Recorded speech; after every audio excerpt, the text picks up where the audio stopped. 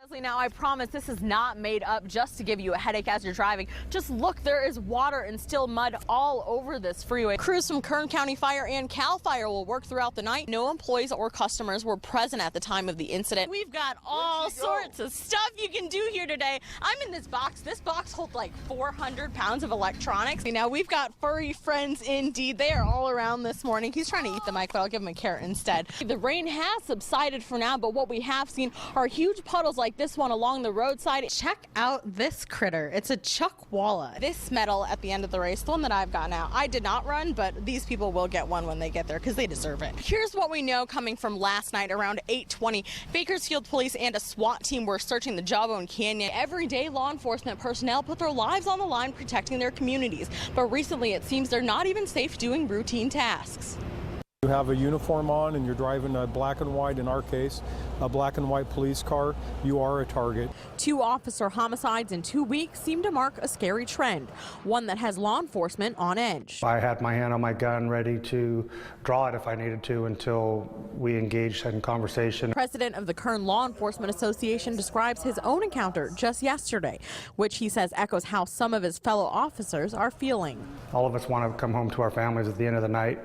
So with people out there that are willing just to execute law enforcement officers for no reason, it's a lot scarier environment to be a cop nowadays than it was even 5 years ago. Despite recent shootings across the country, the Bakersfield Police Department says the threat is always present and not much has changed in their day-to-day process. Pretty much business as usual, but we're always, as a police officer, you don't have the luxury of, and even more so now I would say, you don't have that luxury of letting your guard down even for a short time. In the interest of personal safety, some officers are looking for alternative options within law enforcement. A lot of people have accelerated their retirement dates or transferred to different units. I myself, I'm considering going from patrol environment to a jail setting. While shootings like the ones in Texas and Illinois are unpredictable, there is some advice on what officers should look for. Hands are what kill.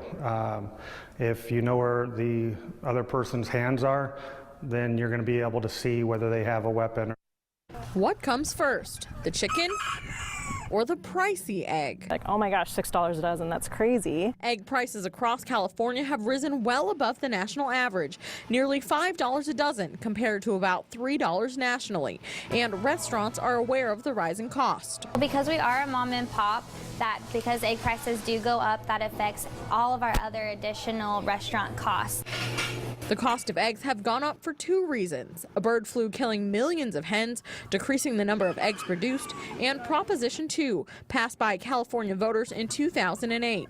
Prop 2 reduced crowding in hen houses, meaning farmers must give their chickens more room to move, and overall decreasing the number of birds.